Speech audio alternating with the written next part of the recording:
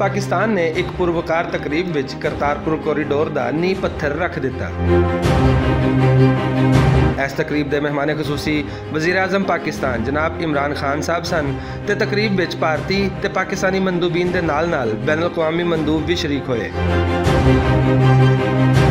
इस तकरीब विच chairman Punjabi union Mudassir Iqbal Bhatt होरां नूं भी सरकार वालों खसूसी सद्दे राहीं बुलाया गया सी। तकरीब नाल खिताब करदिआं होइआं मुकर्ररीन ने इस लांघे दे फायदिआं दे बारे गलबात की।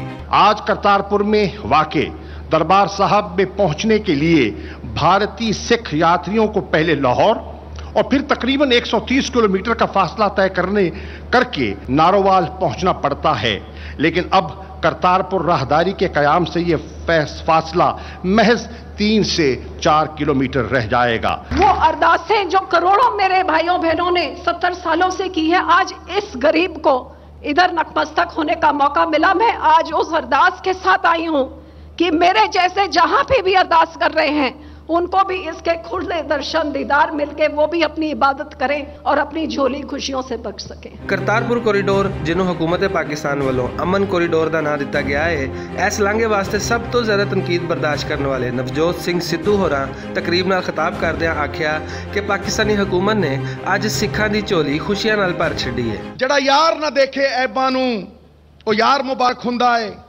जिस प्यार च भोरा गर्ज नहीं ओ प्यार मुबारक हुंदा है। कि लैना उच्चे महलों तो कि देना शिखर मनारा ने, जिस दर ते झोली भर जाए वो द्वार मुबारक हुंदा है, वो द्वार मुबारक हुंदा है। साडियां झोलियां भरतियां, साडी कायनात साडी झोली च पाती।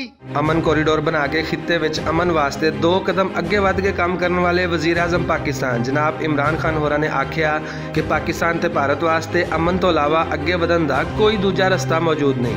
2 मुल्क जिनके पास एटमी हथियार हो वो तो पागलपन है जंग का सोचना।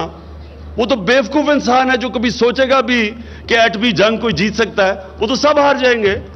तो जब जंग नहीं करनी तो दूसरा रास्ता दोस्ती के अलावा क्या है। इस अमन कॉरीडोर के मनसूबे विच सिख श्रद्धालुओं वास्ते रिहायश ते खान पीन के इंतजाम भी किए जाएंगे ते सिख श्रद्धालु बगैर वीजे तो सिर्फ परमिट राही करतारपुर साहब गुरुद्वारे के दर्शन कर सकेंगे।